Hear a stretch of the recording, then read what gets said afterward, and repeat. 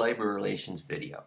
Let me start by saying that much more detailed information for most of the topics covered here can be found in the table of contents by going to Labor Relations in Ontario.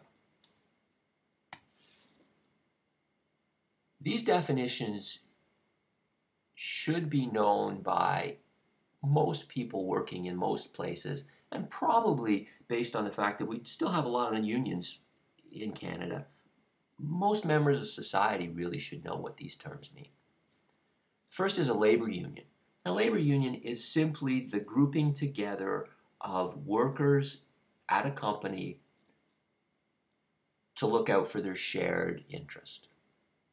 The process by which the union negotiates with management is called collective bargaining. Collective because all the employees negotiate together. The deal that is struck between management and union is called the collective agreement. You'll also hear this called the contract, and in practice people use the term collective agreement and contract interchangeably. So, we're working in a company, we think we'd be better off if we were unionized. How do we go about doing that? The first step is to have a membership drive. And during the membership drive, we get prospective union members to sign a card saying, I'm interested in a union.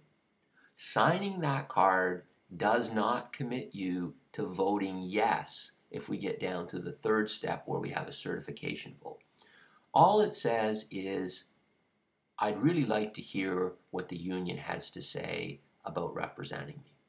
Those cards are then submitted to the labor board. If we meet the threshold, the labor board organizes a certification vote. And in the certification vote, every member of the employee base gets a vote. And if most of them say they want a union, we have a union. Now, typically, management does not want a union. It kind of ties their hands a little bit. They don't have as much flexibility. And quite frankly, ultimately, employees get paid more if they're unionized. So how does a manager, how does the management team avoid having a union? Well, you have basically three strategies during this process. The first strategy would be to threaten your workers, to bluster and say, unions are bad. If we have a union, I'm going to have to lay a bunch of you off. It's going to be bad for you. The other option would be to say, oh, I didn't know you guys were unhappy. Please don't unionize. I know we can work out something. Let's just work together. And the third option would be do nothing. Just be quiet. And this is a really interesting bit of science. Of these three options, one of them is not successful at all. And two of them are equally successful. Now, before I tell you which is which, I want you to think about it for a minute and even write down which two you think are successful and which one do you think is unsuccessful. Okay, now let's consider a completely unrelated but illuminating scenario. You're sitting watching television and your significant other comes in and says, honey, we need to talk. Okay. Usually that's a big deal. So you got three choices. You can say, how dare you? I'm busy. Right? You kind of get angry. You can say, oh my goodness, I'm so sorry. What's going on? Or you can say, that's great, thanks. I'm watching TV now. Can you go make me a sandwich? Which one of those three do you think is most likely to end in trouble? Okay, so now back to the union scenario. We can threaten the employees, tell them the union's terrible. We can be really nice to them, say, you don't really need a union, everything's going to be great, or we can say nothing. Well, amazingly, it turns out threatening and being nice are equally effective, and doing nothing is not effective. If you do nothing, that really increases the chance of the union certification happening. So, if we find ourselves working in a union shop, what do we need to know? Well, we need to know that you do not need to join the union. If for whatever reason you don't like unions in general, or you don't like your particular union, you don't have to join. But you do need to pay union dues. Your union dues are used by the union to hire negotiators, accountants, economists, to work to make sure that the union gets the best possible deal that they can. Management can't be part of the union, and management's usually defined as having the ability to hire and fire. So if someone hires people or dismisses them, they can't be in the union.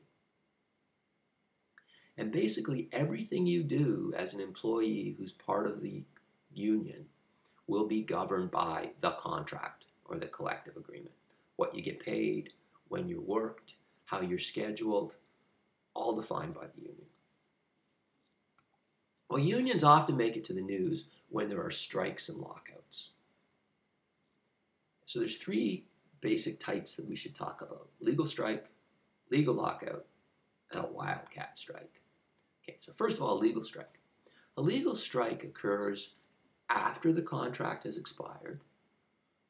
Contract negotiations have hit a stone wall, right? They're not progressing. A certain amount of time has passed, and that time varies from jurisdiction to jurisdiction. You can go to the labor board, inform them and inform your employer that this just isn't happening. We want to be able to go on strike soon. All those requirements are met, you can participate in a legal strike and withhold your services from the employer. The flip side of that is, under basically the same scenario, if the employer says, you know what, this isn't working, we want to make everybody stop, we can lock out the workers. And in a lockout, the management informs the union, do not come to work. And finally, we have the excitingly named wildcat strike. And a wildcat strike could also be referred to as an illegal strike.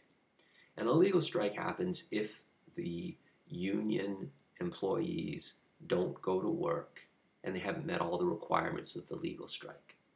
Wildcat strikes usually happen around a very significant or catastrophic event.